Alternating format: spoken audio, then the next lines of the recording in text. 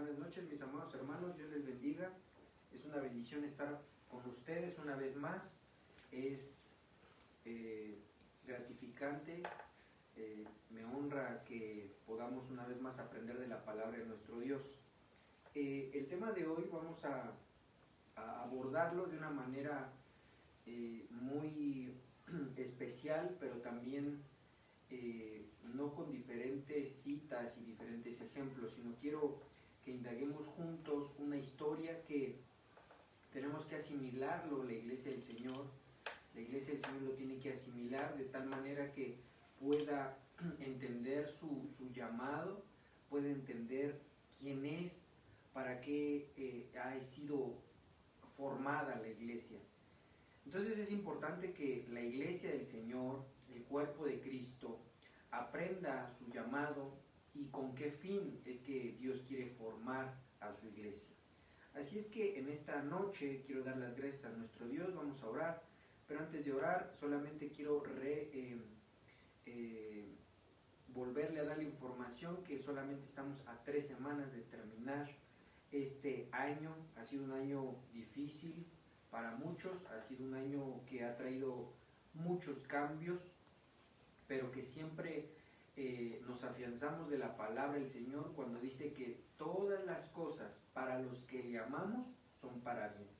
Así es que la única forma de que todo sea para bien es que le amemos, y de esa manera siempre todas las cosas van a ser de utilidad para nosotros. Así es que antes, ¿verdad?, de abordar este tema, quiero que vayamos a orar y nos pongamos delante del Señor. Espíritu Santo de Dios, te doy las gracias en esta noche por tu misericordia, por tu gracia, por tu paciencia, por tu ayuda, por todo lo que tú nos brindas, Señor. No hay palabras para describir todo lo que haces por nosotros, pero sin embargo quiero agradecerte en esta noche por toda tu Iglesia de Cristo Nación Santa, por todos los que son tu cuerpo, y también, Señor, por nuestro país. Te doy gracias. Sé que son tiempos difíciles para el mundo, pero para tu Iglesia, para tu amada, son tiempos especiales. Tiempos, Señor, que vienen cada día a ser mejores. Para el mundo cada día viene a ser peor, pero para nosotros vienen a ser mejores por tu gracia, por tu misericordia. Y te doy gracias, Señor, por ese enorme privilegio que nos das, ese privilegio tan glorioso, ese privilegio tan enorme que tú nos has dado de poder conocerte. Te damos las gracias, mi Señor, te honramos, te bendecimos y te suplico que traigas en esta hora, Señor, una sabiduría profunda de tu palabra para cada uno de nosotros, y que podamos reconocer en tu palabra lo que tú quieres enseñarnos, pero que se pueda hacer rema, esa palabra encarnada, esa palabra que viene a transformar nuestra vida de una manera poderosa, de una manera profunda, de una manera contundente. Señor, te pido que bendigas a todos los que están al alcance de mi voz, a todos los que están al alcance de todos los medios por lo cual nosotros lo propagamos. Te lo ruego, te lo suplico, Señor. En el nombre de Jesús, amén y amén. Entonces, quiero abordar este tema iniciando con el libro de Cantares, capítulo 3, versículo 6. Esto solamente a manera de introducción. Ahorita nos vamos a dirigir a un capítulo en específico de la palabra y que podamos ir viendo versículo por versículo todo lo que quiero que aprendamos en esta noche. Estaba viendo y estaba revisando que quería yo ponerle 2 ejemplos de esto, pero creo que es mejor ir estudiando cada ejemplo para poder entender. Entonces, miren, en el libro de Cantar de los Cantares dice 3:6, ¿quién es esta mujer subiendo del desierto como una columna de humo, perfumada con mirra e incienso, escogidos de entre las especies machacadas del mercader? Lo voy a volver a leer una vez más. ¿Quién es esta mujer subiendo del desierto como una columna de humo, perfumada con mirra e incienso, escogidos de entre las especies machacadas del mercader? Cuando vamos aquí al libro de Cantar de los Cantares, en diferentes versiones me habla como si fuera una mujer o como si fuera un hombre, pero viendo el contexto y viendo esta situación que dice que viene como una columna perfumada con mirra e incienso, eso nos recuerda también al libro de Esther, cuando dice la Biblia que a la mujer que iba a ser esposa, ¿verdad?, del rey Asuero, se tenía por tradición, se tenía por protocolo, que 6 meses tenía que estar en mirra. La mirra viene a representar una limpieza. En este tiempo pues hay gel antibacterial, hay jabón, pero en ese tiempo sí había, pero era más común ocupar la mirra, porque aparte la mirra viene a ser como un tipo medicamento para que si hay cortadas o cosas de ese tipo vengan y sanen. Es un material gomoso que viene de la savia de un árbol, y entonces viene esta mirra a limpiar, y de una manera especial, porque al momento de que se va impregnando, entonces viene dejando también un perfume. Y los otros 6 meses dice que con perfume aromático, entonces viene a representar el incienso. El incienso viene a hacernos entender que no solamente la iglesia tiene que estar limpia, sino que tiene que estar perfumada. Y eso lo encontramos en que toda la palabra, los 66 libros que nosotros tenemos como ayuda, que nosotros tenemos como palabra de Dios, como ¿cómo lo podría decir? Como una especie de instructivo, a través de que nosotros vamos estudiando la palabra, a través de que vamos memorizando versículos, a través de que seguimos oyendo la palabra, aprendiendo, comprendiendo la palabra de Dios, vamos siendo limpios, como la mirra, pero también vamos siendo perfumados, como que las dos cosas a la vez. Y tiene que suceder eso porque en el Nuevo Testamento hace énfasis y dice, vosotros ya estáis limpios por la palabra de Dios. Entonces como que dando a entender que sí es importante el exponer nuestra vida. Al exponer me estoy refiriendo a que aprendo algo de la palabra, lo logro captar, ¿verdad?, por la misericordia de Dios, y que de allí lo vuelvo una práctica en mi vida. Y por eso es de que desde hace mucho tiempo Dios puso en mi corazón que la palabra tenía que ser de una manera práctica. La palabra de Dios tiene muchas profundidades, tiene muchas aristas, tiene muchos ángulos. La palabra de Dios es infinita, pero que también tenemos que aprender a vivirla de una manera práctica. Porque si no la hacemos de esta manera práctica, entonces es complicado que alguien, ¿verdad?, la ponga por obra. Porque entonces hay versículos que son fáciles de practicar, pero que cuando se hace complejo, como que no hay mucha cómo ponerlo por obra. Le voy a poner un ejemplo rápido, ¿verdad? Vamos, un ejemplo rápido sería, ¿verdad? Nicodemo, tú para ver el reino de los cielos tienes que nacer de nuevo. Y entonces, todo lo que es el nuevo nacimiento es algo profundo, es algo hermoso, pero que Cristo viene a hacerlo práctico de una manera muy especial. Y dice, Nicodemo, tú tienes que nacer del agua y del Espíritu.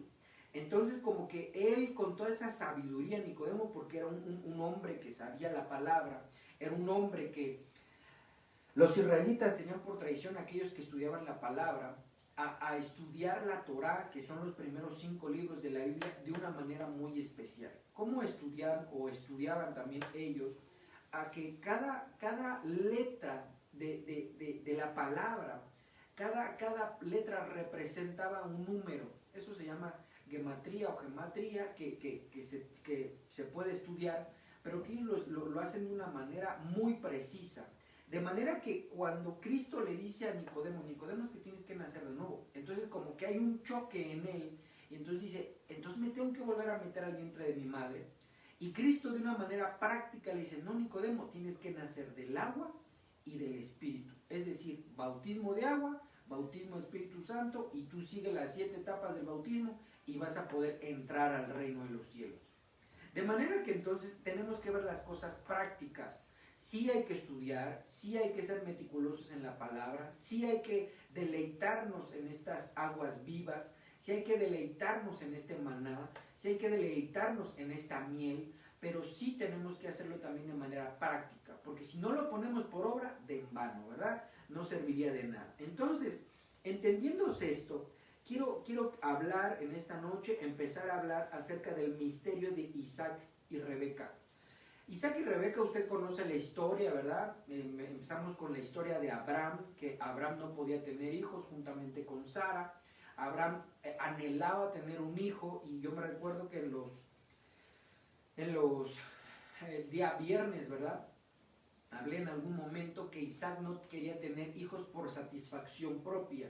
No era que fuera un plan de él, es que quiero tener muchos hijos, no. Su necesidad de tener un hijo era heredarle. Entonces ahí entendiéndose que desde ese momento, ¿va? Abraham tenía una conciencia diferente, un pensamiento diferente. Hoy por hoy mucha gente quiere tener hijos por satisfacción, quiere tener hijos porque es parte del protocolo matrimonial, quiere tener hijos porque se siente solo, quiere tener hijos porque muchas cosas, pero que entendiéndose que Abraham quería un hijo para heredarlo, quería un hijo para bendecirlo, quería tener un hijo para poder heredarle todo lo que Dios le había dado. Entonces un principio paternal y maternal. De manera que viene Isaac, el hijo de la promesa, que viene por promesa de Dios, porque sabemos que Abraham, ¿verdad? Primero tuvo a Ismael, que vino de la carne por impulso de los dos. Después Dios les permite concebir a Isaac, y viene un proceso hermoso en la vida de Isaac. Y posterior, cuando ya está en edad de tener esposa, y entiéndese, edad de tener esposa, ¿va? Ya no tenía 13, 14 años, sino ya era un hombre, y que era necesario que tuviera esposa. Eso sí es algo que la Biblia nos lo pone, ¿verdad? Como que alguien, si tiene don de continencia, entonces podría quedar soltero o soltera, pero si no tiene esa capacidad de continencia, entonces es necesario que se case, que gobierne bien su casa, y que venga, ¿verdad?, esa complementación, porque lo vemos en el libro de Génesis. Pero entendiéndose todo ello, entonces quiero recabar cierta información acerca de toda esta historia antes de entrarle de lleno, porque quiero que entendamos aquí 4 papeles muy importantes. Vamos a hablar del misterio de Isaac y de Rebeca, haciendo alusión a que Isaac viene a representar a Jesucristo y Rebeca viene a representar a la iglesia. Recuérdense que Dios habla, estoy hablando todo esto como una introducción para que pueda entrar de lleno y no cueste trabajo. Recuérdense que Dios, en toda su palabra, Él puso, Él ocultó su sabiduría. Él vino a hablar, cuando vino en su ministerio terrenal, vino a hablar con palabras que venían a tipificar cosas. Eso se llama, allá en el Nuevo Testamento lo pone como parábolas, en otros como alegorías, comparaciones. De manera que cuando nosotros vamos al Antiguo Testamento y por revelación entendemos que ciertos personajes o ciertos elementos significan algo, es que viene a ser algo representativo, ¿verdad? Cristo vino y enseñó parábolas, y algunas las enseñó y dijo, esto significa esto, y esto, como que si fuese una especie de rompecabezas, que esto viene a hacer esto, y empieza Cristo, nuestro Señor, el Maestro, pero también nuestro Señor, a mostrarnos cómo era esa idea de parte de Dios, porque en el libro de Proverbios dice que la gloria de Dios es esconder los misterios, pero la gloria de los reyes es escudriñar esos misterios. Entonces, dando a entender que si queremos ser verdaderos reyes, una nación de reyes, entonces tendremos que aprender a escudriñar la palabra de Dios y entender esas representaciones que están en la palabra para poder tener un mejor entendimiento del panorama general de todo lo que Dios ha creado y ha hecho. Entonces, entendiéndose que no es que Isaac fuera Cristo, no, es una representación. De la misma manera Rebeca, es una representación. Y que de esa misma manera nos vamos a 2 personajes más, a Abraham, que viene a representar al Padre, y que el siervo más viejo de la casa de Abraham viene a representar el Espíritu Santo. Entonces quiero que esta información la guarde para que ahorita que vayamos avanzando, vaya usted checando, ¿verdad?, bíblicamente, y va usted a entender que estos personajes vienen a representar ese misterio. Entonces, número 1, Abraham viene a representar al Padre Celestial. El siervo más antiguo viene a representar el Espíritu Santo. Isaac viene a representar a Jesucristo y Rebeca viene a representar a la iglesia, a la amada, a la que se va a casar con el hijo que se estaba esperando, que es, por eso dice en un versículo de la Biblia, el unigénito Hijo de Dios, porque nada más era uno. Entonces como que brinca, ¿verdad? Ahí que son ciertos elementos que se van comparando con la familia celestial. Entonces, quiero empezar con el libro de Génesis, capítulo 24. Vamos a estar escudriñando el capítulo 24 a lo largo de este día, pero también a lo largo, si Dios nos permite, en otros miércoles de enseñanza. ¿Por qué de esta manera? Porque sí es importante que la iglesia entienda su llamado. La iglesia debe de comprender ese llamado, debe de entenderlo, de vivir para qué Dios formó a la Santa Iglesia.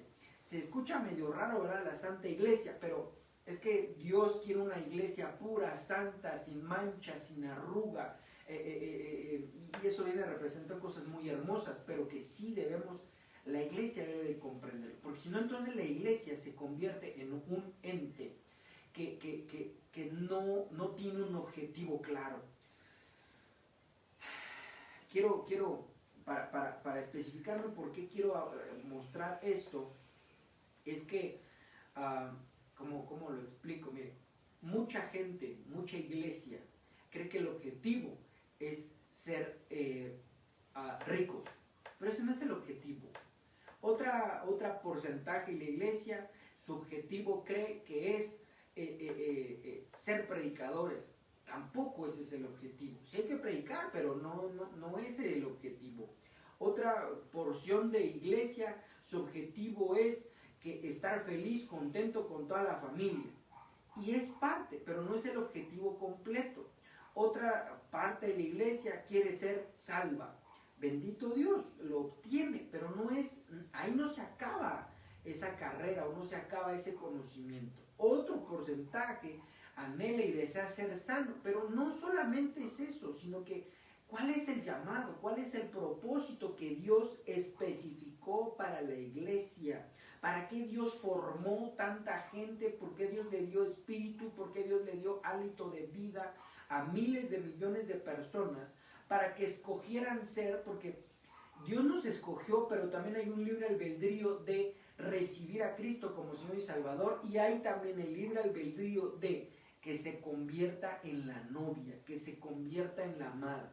De manera que entonces la iglesia tiene que aprender ese llamado. ¿Por qué? Porque si no, entonces va a caminar sin un objetivo, va a caminar sin una lista de tareas que debe de cumplir la iglesia para que sea llevada por el amado. Entonces, miren, Génesis capítulo 24, versículo 1 dice de esta manera: Era Abraham ya viejo y bien avanzado en años, y Jehová había bendecido a Abraham en todo.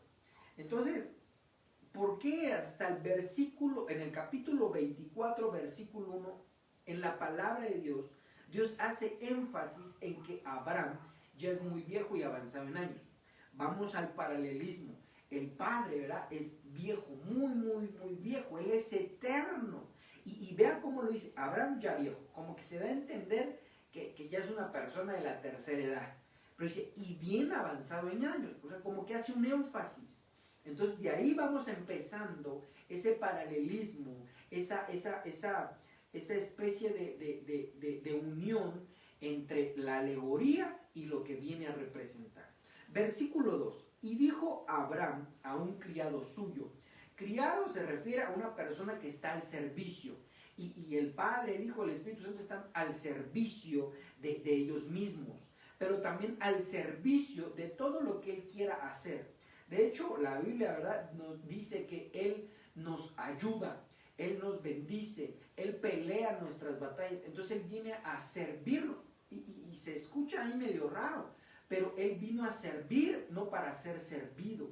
De manera que Él, aunque Él es todopoderoso, Él enseña lo que es el ser siervo. Entonces dice, y dijo Abraham a un criado suyo, el más viejo de su casa.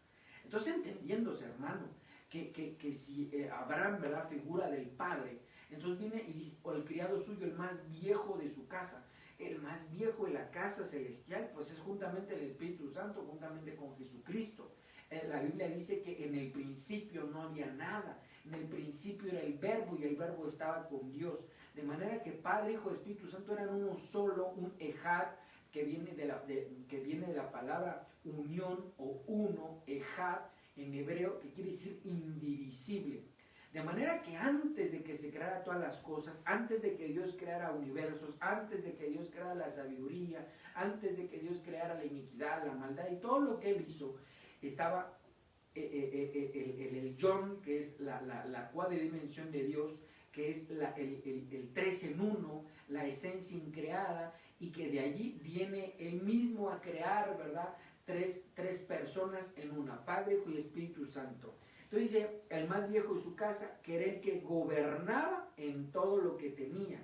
Entonces vea la posición, ¿verdad?, del Espíritu Santo, que es mismo Dios. Entendemos que es tres en uno, no es que tengamos tres dioses, es tres en uno. Dice, el que gobernaba en todo lo que tenía. Pon ahora tu mano debajo de tu muslo, le está diciendo Abraham a este servidor suyo.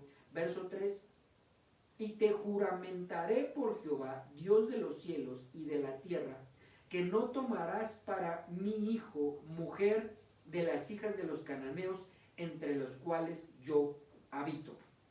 Entonces eso viene a hacer ese mismo énfasis de paralelismo, ese mismo revelación que debemos de ser inundados cada uno de nosotros para poder entender y comprender que entonces Dios no quiere una iglesia. Ponga un poco de atención aquí. No tomarás para mujer de las hijas de los cananeos.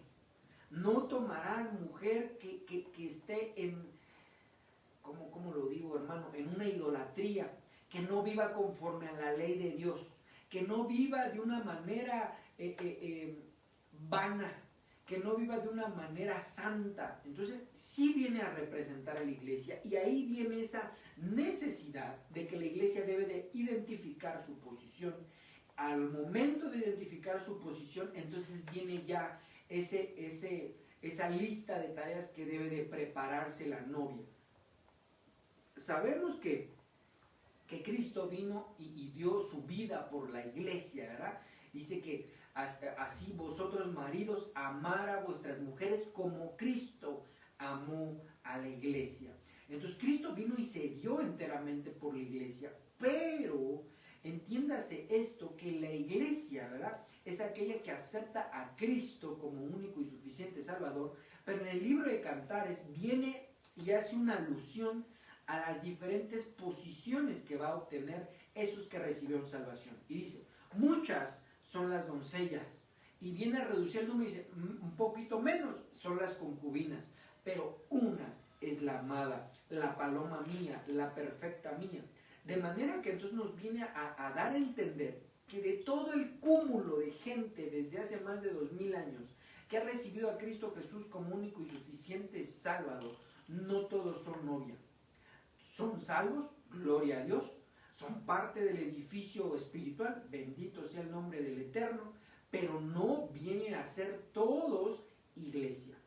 ¿Por qué no vienen a ser todos iglesia? Porque hay una serie de requisitos que debe de cumplir, y la iglesia debe estar anhelando querer cumplir esos requisitos, porque el galardón es grande. No es otra cosa más que estar con el Todopoderoso como amada.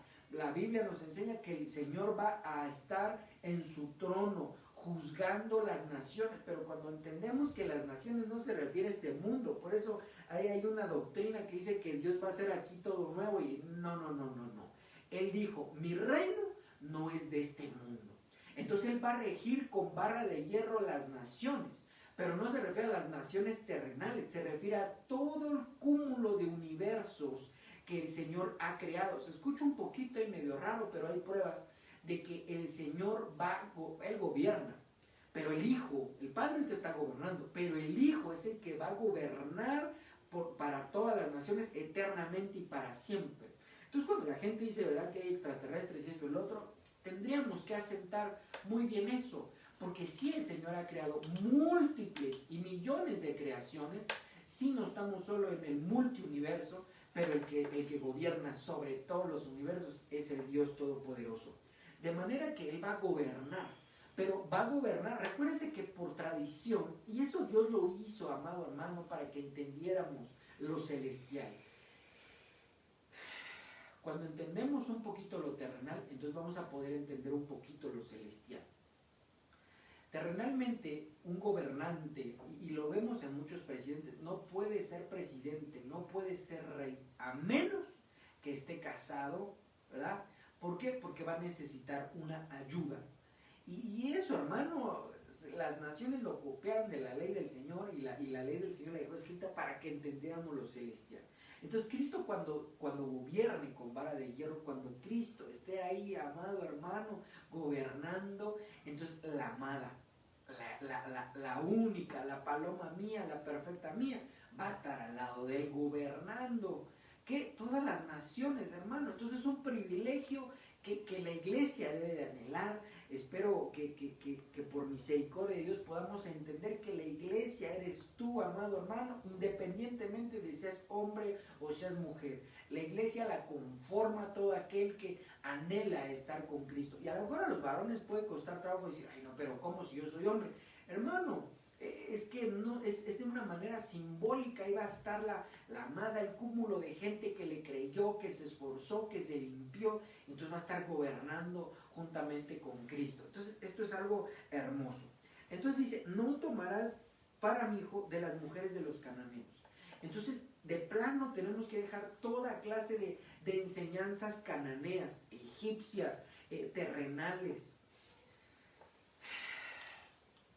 Hay muchas cosas que debemos de limpiarnos, amado hermano, muchas cosas, y que lamentablemente dentro de la iglesia no se limpiaron, sino que las metieron a la iglesia, y eso es una calamidad.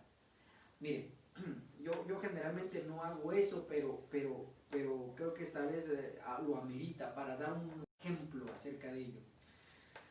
Se acercan fechas que son de convivencia, ¿verdad? Y no estoy diciendo que no conviva la familia. Claro, es una bendición, y es una bendición de Dios convivir con la familia, comer con la familia. Ahorita va a ser un poco complicado por lo de la pandemia, ¿vale? A lo mejor porque si antes se juntaban los abuelitos y luego los tíos y vienen de aquí, de allá, de diferentes rincones del país, pues este año tal vez no lo van a hacer de esa manera. Yo espero que no lo hagan de esa manera, porque el cúmulo de contagio entonces sería terrible, pero bueno, es otra cosa. El asunto, ¿verdad?, es que lo hacen en estas fechas pensando en algo que se ha introducido aún en la iglesia de Cristo, aún en la iglesia cristiana, y es un error terrible, y es un error, hermano, que viene arrastrando a la humanidad desde hace muchos años, creyendo que nuestro Señor Jesucristo nació un 25 de diciembre. Es una cosa horrible, es una cosa tremenda, porque Cristo no nació en esa fecha.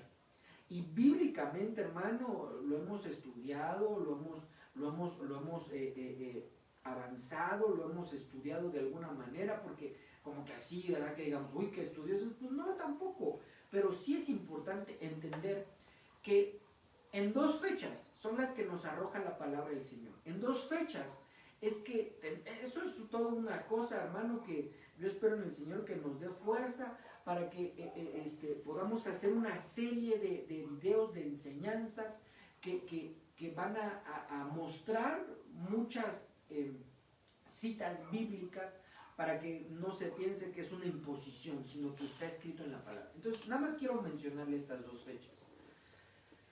O pudo haber nacido Cristo Jesús, porque así la fecha no está en la Biblia, pero de plano que no pudo haber sido en diciembre, así de plano se lo puedo asegurar. Entonces, en dos fechas pudo haber nacido nuestro Señor y Salvador. Número uno, en Pascua, creyendo que Él es el principio y el fin, porque Él también dio la vida en una Pascua, es decir, ahí entre marzo y abril, de manera que entonces él pudo haber también nacido entre marzo y abril. ¿Salud? Entonces, pudo haber nacido entre esa fecha, Pascua, entendiendo que Él es el principio y el fin. Uno. Y número dos, también nos arroja la Biblia a otra fecha muy importante, que es la fiesta de los tabernáculos, entre septiembre y octubre. Y para eso es todo un estudio, no es nada más así de, sí, aquí viene en tal capítulo, en tal versículo, Cristo nació en esa fecha. No. Hermano, uno tiene que ahí estudiarle, ¿verdad? Está un poquito más complejo el de septiembre y octubre, que es la fecha de tabernáculos, pero también nos basamos en una versión que dice, y Cristo vino y tabernaculizó, entonces como que nos hace alusión ahí, pero tal vez no tengamos la respuesta así concreta de decir, Cristo nació un día tal, en un mes tal, en un año tal, pero sí tenemos dos posibles fechas: Pascua, marzo-abril, y septiembre-octubre, fiesta de los tabernáculos, pero rotundamente no en diciembre. Y quiero solamente hacer énfasis en esto, porque la Biblia nos enseña que al momento de que Cristo nació, se lo quiero decir, hermano, para que usted me logre entender que la iglesia de Cristo tiene que ser libre de todo pensamiento cananeo, de todo pensamiento idolátrico, de todo pensamiento que no es de Dios. Entonces, entendiendo esta situación, vemos que cuando dice que estaban los pastores, entonces como que hace entender que los pastores estaban con las ovejas. Y eso no pudo haber sido en el mes de diciembre. ¿Por qué? Porque, hermano, en el desierto hace un montón de calor, pero en los meses de diciembre, en los meses de que hay invierno, ellos no andan pastando ovejas. Porque en el desierto es terrible el frío. Entonces ellos llevan a sus ovejitas a pastar, porque ahí aparte dice que es la noche. Entonces imagínense el frío terrible. Entonces, hermano, matan a sus ovejas. Entonces, con ese simple hecho bíblico, porque no nos vamos a basar a lo que dice fulano, perengano, pepito, chonito, que es que hay un escritor muy famoso. Pues sí, pero cada quien tiene una idea diferente, pero la Biblia es la que asienta la doctrina, la Biblia es la que nos muestra la verdad. La sumatoria, la suma de tu palabra es verdad. Cristo dijo, yo soy la verdad y la vida, y entendiéndose que Cristo es la palabra encarnada, la Biblia encarnada. Entonces, entendiéndose eso, entonces podemos observar que con ese simple hecho, nada más ese ejemplo de que dice que estaban los pastores, entonces era tiempo de pastar ovejas.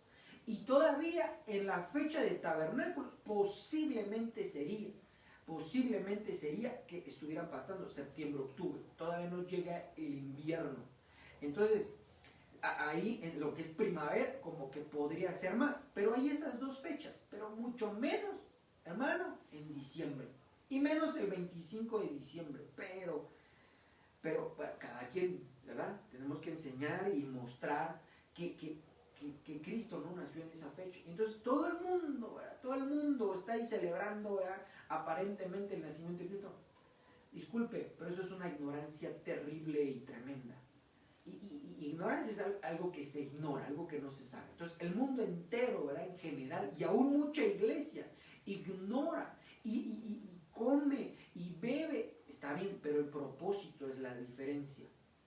Si usted, ¿verdad?, come, bebe con su familia, me estoy diciendo a beber, me estoy refiriendo a un ponchecito, un tecito, pero entendiendo esto, hermano, que muchas veces lo hacen que para arrullar al niño Jesús. Y bueno, si ellos quieren tener un Dios bebé, pues que lo tengan.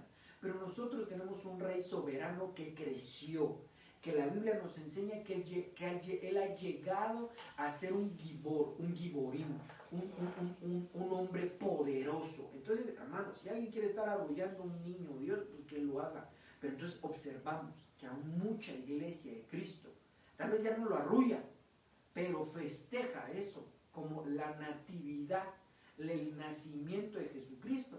Hermano, entonces tiene cosas cananeas, tiene cosas que son del mundo y que se infiltraron en la iglesia, pero Cristo viene por una novia pura, sin mancha, que no sea de los hijos de los cananeos, que no sea cananea, que no sea, ¿cómo lo puedo explicar, hermano? Pagana. En eso podríamos resumirlo. Entonces dice, versículo 4, sino que irás a mi tierra y a mi parentela y tomarás mujer para mi hijo Isaac. Entonces, ¿quién tiene esa misión de traerle o llevarle esposa al Cristo, el Espíritu Santo. Y me gusta una cita bien hermosa en el Nuevo Testamento, hablada por el apóstol Pablo, cuando dice, nosotros tenemos las arras del Espíritu. Entonces, cuando vamos a entender lo que son las arras, era como un adelanto que se le daba a la novia, era como un compromiso que se hacía con la novia, y decía, mira, el novio decía, mira, te voy a entregar esto. Podría ser un terreno, la escritura es un terreno, podría ser algo con lo cual estaba obligado a regresar. Eso es las arras. Hoy por hoy, ¿verdad? La gente piensa que las arras, pues es ahí unos cofrecitos como con monedas, ¿verdad? Como si fuera dinero. Pero las arras viene a representar esa dote para obligar al novio de que iba a regresar con la novia. Si no regresaba por la novia, entonces la novia podía quedarse eso. Entonces, porque recuérdense que antes se iba por la amada, y entonces en ese proceso de ir de comprometerse con la amada, entonces se dejaban de ver un tiempo. Y decían, bueno, entonces espérame, ya está como que nuestro pacto, pero mira, yo por lo menos lo que quiero es esto, o voy a arreglar unos asuntos, vengo por ti y te voy a llevar a la casa que va a ser nuestra. No vamos a vivir con nuestros papás ni con los tuyos, no. Vas a tener tu propia casa porque tú eres la reina de ese hogar, tú vas a ser la reina de ese hogar. Entonces se dejaba las arras, era como un adelanto, era como un amarrar el trato. Entonces viene el apóstol Pablo y dice, nosotros tenemos las arras del Espíritu. Entonces viene a representar que el Espíritu Santo viene a hacer ese adelanto, dice, te dejo a mi Santo Espíritu. ¿Para qué? Para que sepas que yo vengo por ti. Entonces dice aquí, ¿verdad?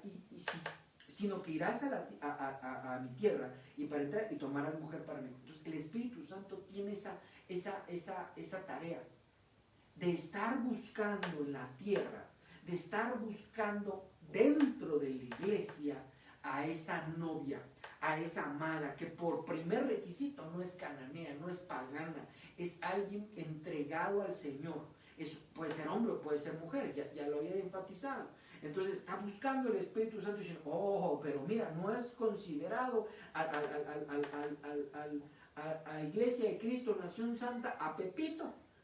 Es que mira, ya dejó cosas paganas, ya dejó cosas egipcias, ya dejó esto, y entonces viene y está ahí. Y entonces para eso, entonces viene y da galardones, da dones. Entonces vamos aquí a esto, versículo 5, hermano, no voy a acabar de plano porque son 64 me parece versículos y quiero irlos enfatizando para que la iglesia entienda su llamado. Entonces, verso 5, el criado respondió, quizá la mujer no querrá venir en pos de mí a esta tierra. Entonces ahí viene una vez más ese paralelismo. Ya es salva la iglesia, comprada a precio de sangre. Y bendito Dios que nos ha dado salvación a manos llenas, que también tenemos que cuidarla, porque dice, cuidaos vuestra salvación con clamor y temblor. Entonces tenemos que cuidar la salvación. Hay gente que dice, es que no se pierde la salvación. Pero entonces, ¿por qué vienen esas recomendaciones de cuidar la salvación? Es más, dice, aquel que ya probó la salvación y Espíritu Santo y ha dejado al pacto, entonces tiene por inmunda la sangre de Cristo. Y no le queda otra cosa más que una horrenda expectación de justicia. Entonces es terrible. Entonces, entendiendo que Dios nos ha dado salvación, glorioso es nuestro Dios, pero sí tenemos que observar que mucha gente, mucha iglesia, ponga atención, Iglesia de Cristo, Nación Santa, no todos van a querer ir en pos de la mar. Y eso está muy claro. Eso está muy claro cuando nosotros podemos ver, ¿verdad? Mucha gente, Iglesia de Cristo, que está en otras cosas en vez de estar en lo que debe de estar. Está más enfatizado en su propia vida, en querer un ascenso, en descansar. Bueno, si quiere descansar, perfecto, no hay ningún problema. Pero entonces lo que le sigue es que va a descansar a lo mejor en esos lugares intermedios para que pague todo lo que debe. Entonces ahí, y ahí no va a haber descanso, pero cada quien. Entonces vemos aquí, dice, quizá. Entonces como que eso abre ahí una puerta, abre un paréntesis, abre una posibilidad abre una idea que entonces mucha iglesia quizá no va a ir en pos, no va a ir en pos de la mano. Y eso es algo terrible, pero es que es una decisión. Es una decisión, hermano, es una decisión individual. Porque, hermano, yo he conocido mucha gente y usted a lo mejor piensa, es que está hablando de la iglesia. No, tampoco. A lo mejor alguien puede decir, está hablando de la iglesia de Cristo, Oración Santa. No, hermano. Yo tengo 30 años y de 30 años, hermano, voy hablando que cabalmente, ¿verdad? Yendo a una iglesia, yo tengo 17 años de estar buscando el Señor. Entonces, viendo esa situación, entonces yo he entrado a diferentes iglesias. Y no porque estuviera yo de redil en redil, no, usted no sabe la historia de mi vida, pero sí he visto cómo a lo largo de todo este recorrido, hermano, como trotante del camino, he visto que mucha gente se aleja en pos, recibe la salvación, recibe algo que necesitaba, recibe el favor del Señor, pero se aleja. Disculpe, pero ese no va a ser la novia. No, hermano, no va a ser la novia. ¿Tendrá salvación? Sí, claro. El Señor garantizó la salvación y si alguien no se perfeccionó, bueno, entonces lo único que le queda es pasar esos lugares intermedios para que sea purificada su alma y que de ahí, ¿verdad? No le va a tocar la Jerusalén celestial, le va a tocar el seno de Abraham. Es un buen galardón, pero hermanos, si ya estamos en esto, tal vez le quiero decir, ¿verdad? Un pensamiento que a mí me lo depositaron desde que yo era niño.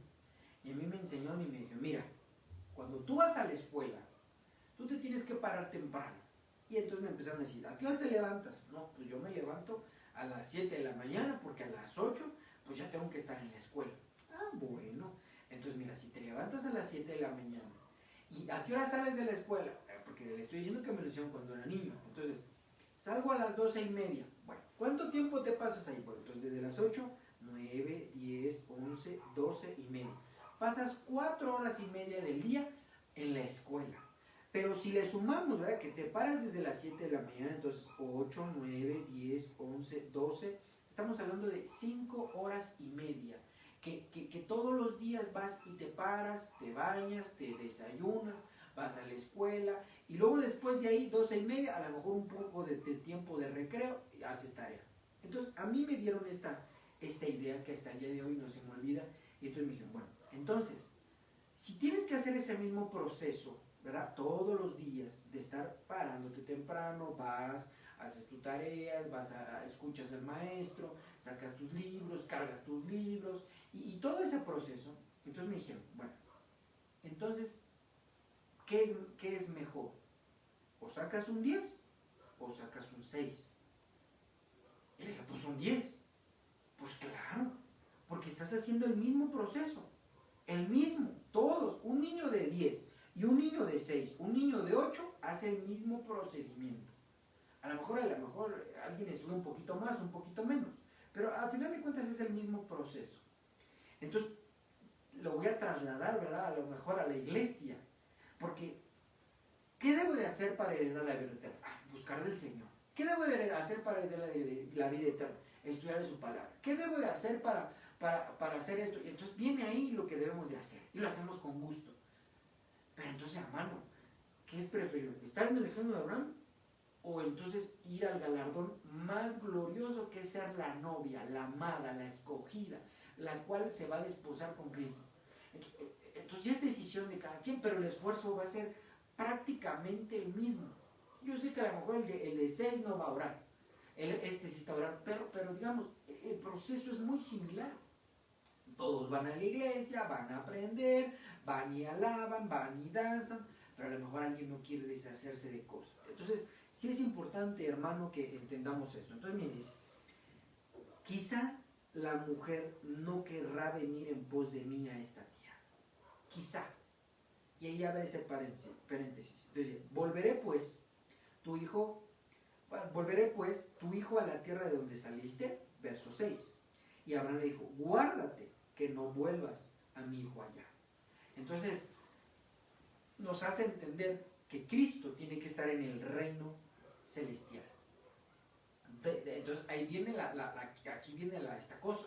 Cristo vino una vez para pagar los pecados, para mostrarnos el camino, para enseñarnos y todo. Pero Cristo regresó. Entonces, de esa manera, la novia entonces tiene que anhelar ir con el novio. Porque yo sé, hermano, que es una cosa que los hombres, ¿verdad?, tienen que ir a buscar a la esposa, ¿verdad?, a la amada y conquistarla y todo. Estoy de acuerdo. Pero bíblicamente nos hace mención que el varón va por delante y la esposa va siguiendo esos pasos. De ahí la necesidad de que el que está bajo autoridad esté orando por su autoridad, para que la autoridad, con la bendición del Señor, con la sabiduría del Señor, pueda tener un buen camino, que vaya en el camino recto, y los que van detrás de él vayan en ese mismo camino. Entonces entendemos esto, que sí, entonces el amado va por enfrente, la iglesia tiene que perseguir ese camino. Entonces, de la misma manera, en la teoría, ¿verdad?, tal vez en la práctica no se da, pero en la teoría el varón, el jefe de casa, tiene que ir en ese camino y dando el ejemplo, y entonces la esposa viene y le sigue. Entonces vemos, ¿verdad?, que así debe de ser. Ya nos enseñó el camino Cristo, Él es el camino, pero también nos vino a enseñar la manera. ¿Qué vino a hacer a esta tierra? Vino, fue lleno del Espíritu Santo, hizo todo lo que tenía que hacer, de la misma manera. Entonces la iglesia vino a esta tierra, ya se le enseñó qué es lo que debe de hacer, todo el trabajo que debe de hacer, y entonces regresar allá a los cielos. Entonces, hermano, Cristo no va a volver a regresar para decir, bueno, entonces si la amada no quiere buscarme, entonces voy y la regreso. No. Aquí es la necesidad de la iglesia, el querer subir con el amado. Entonces quiero ir al versículo 7, porque esto se está poniendo cada vez más interesante. Y entonces dice, Génesis capítulo 24, versículo 7, dice, Jehová Dios de los cielos, que me tomó de la casa de mi padre y de la tierra de mi parentela, y me habló y me juró diciendo, a tu descendencia daré esta tierra, él enviará su ángel delante de ti, y traerás de allá mujer para mi hijo. Entonces, hermano, viene una especie de el Espíritu Santo viene a escoger, viene a buscar a la novia, no a escoger, a buscarla, más bien a buscar a la novia. Pero esto viene a ser porque se enviará a su ángel. Y en el libro de, híjole, no me recuerdo, creo que es Colosenses, dice que los espíritus, los ángeles, son espíritus ministradores de los que heredan la salvación. Entonces cuando la gente, hermano, y eso se me hizo para una cápsula doctrinal, cuando la gente dice que, es que a mí, yo tengo un ángel de abundancia, yo tengo un ángel de esto, yo tengo un ángel de otro, pero no ha creído en Cristo, no está buscando al Señor, entonces son ángeles caídos los que están con esas personas. Eso es terrible, porque la Biblia dice que los ángeles, espíritus ministradores, ¿para qué? Para guardar, salvaguardar, ministrar, ayudar a los que han heredado la salvación. Bendito sea el nombre del Señor. Porque entonces esa administración angélica es para su iglesia, es para la amada, es para aquellos que han creído en Cristo Jesús como único y suficiente Salvador. Pero el mundo está pensando que ángeles los visitan. Son ángeles caídos. Son ángeles demonios, hermanos, son ángeles huestes espirituales de maldad que deja a la gente por ignorancia entrar a su casa.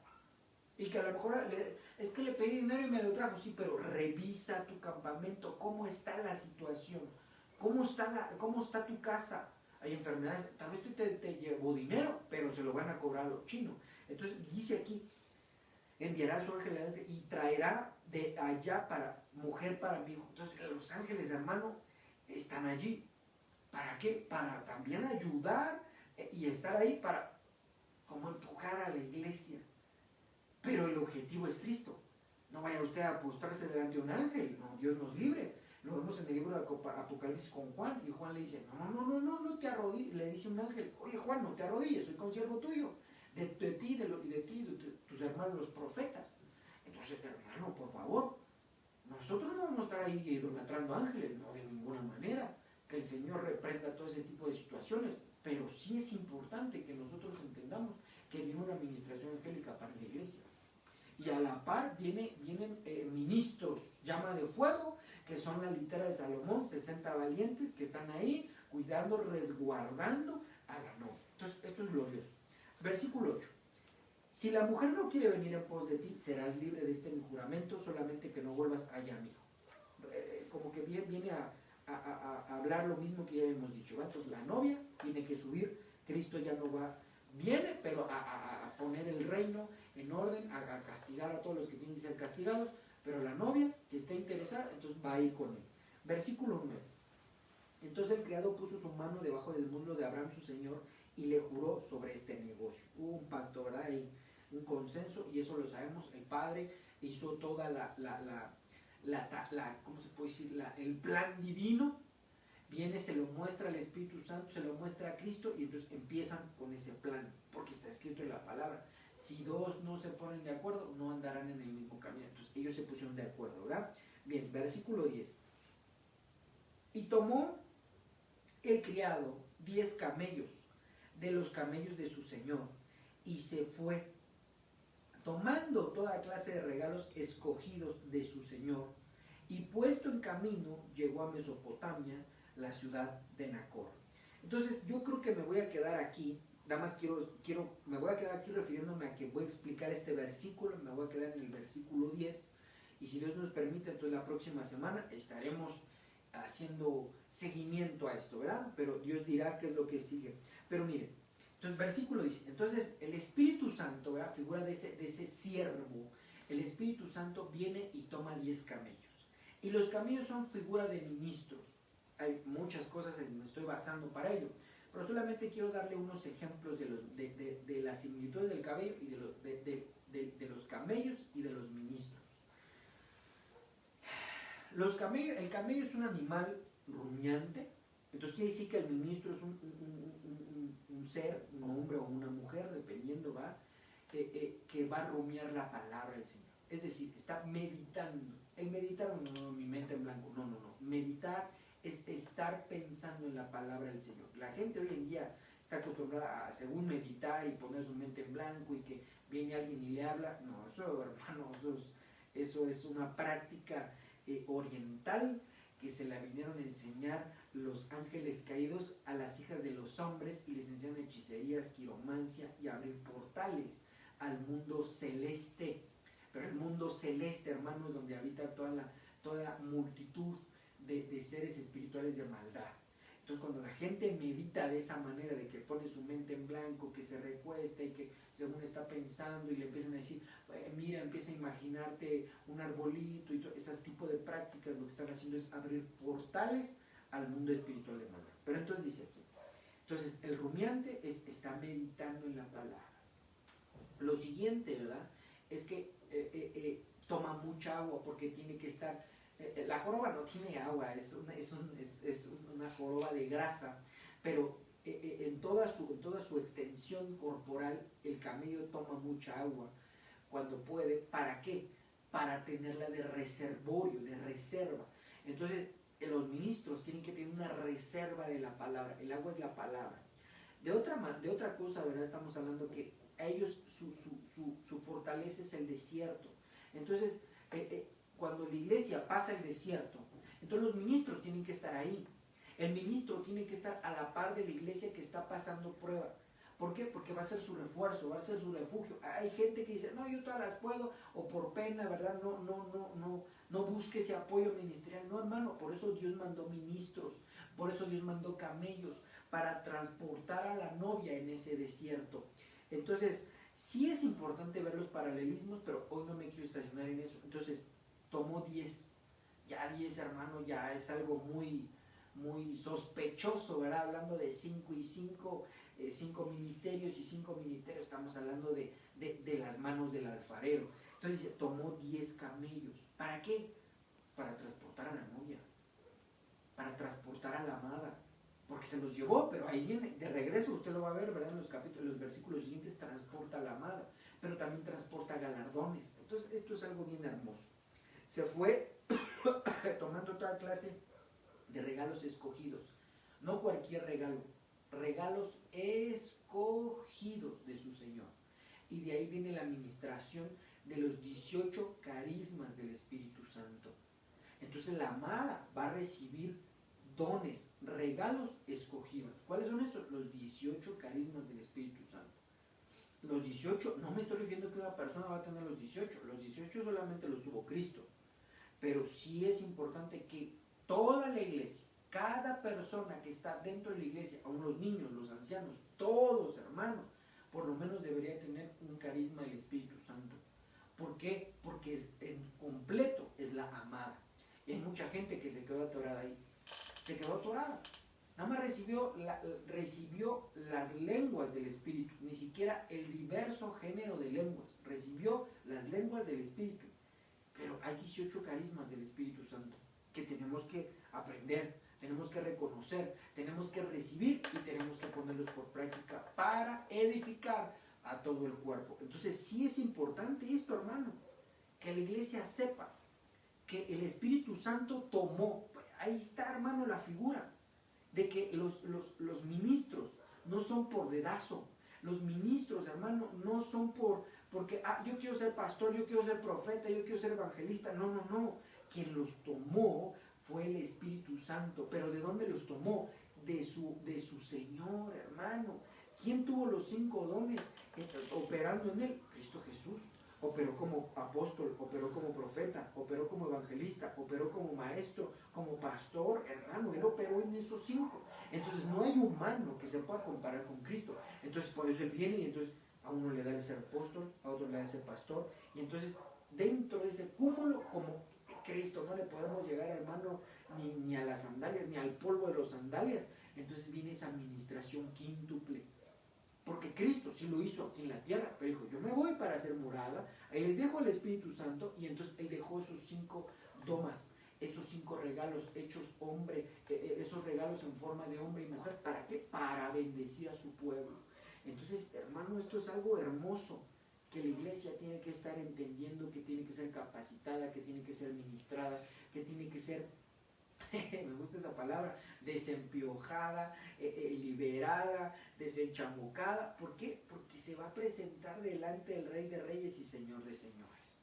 Así es que, mis amados hermanos, siendo las 9:08, lo voy a dejar aquí en el versículo 10, para que podamos seguir en esta enseñanza. Porque si ya agarro otro verso, no me va a dar tiempo de explicarlo. Entonces, espero que como iglesia, hermano, estemos entendiendo que tienes un llamado de parte de Dios a ser la novia.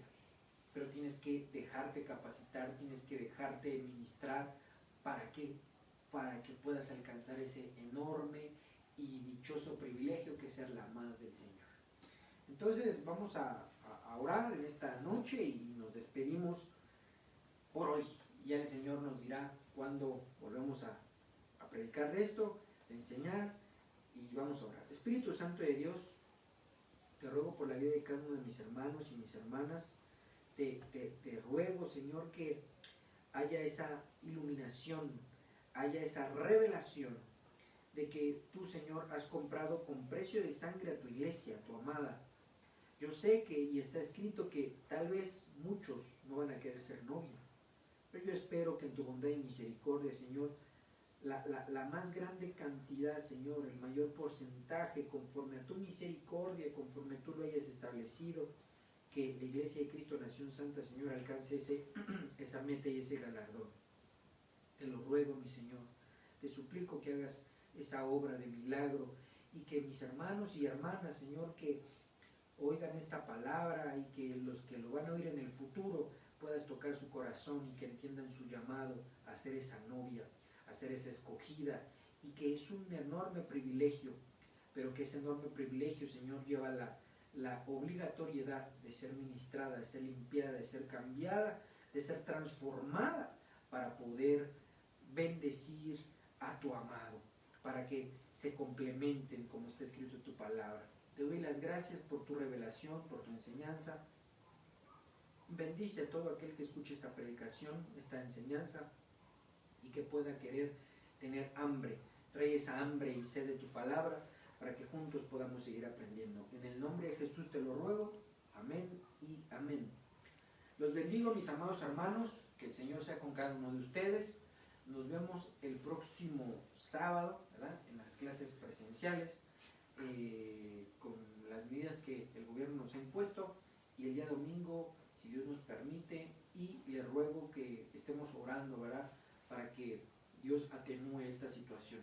Yo pienso que es un ataque del enemigo hacia lo que Dios quiere para México, porque Dios quiere traer una bendición muy especial a México antes de que venga el día del Señor grande y terrible, y que lo que quiere el enemigo, ¿verdad?, pero pues también ocupa la ignorancia, ocupa la falta de sensibilidad de la propia gente para impedir que pues salgamos más rápido de esta situación de la pandemia.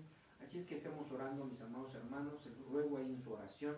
No estoy hablando que ore 20 horas, ¿verdad?, sino que un poquito de palabra con fe, con denuedo, y que toque el corazón de nuestro Dios para que mucha gente no siga falleciendo, y que sobre todas las cosas podamos tener el tiempo, los medios adecuados para poder salir y predicar a nuestro país. Que el Señor los bendiga, que el Señor los guarde, y nos vemos pronto. La paz de Dios.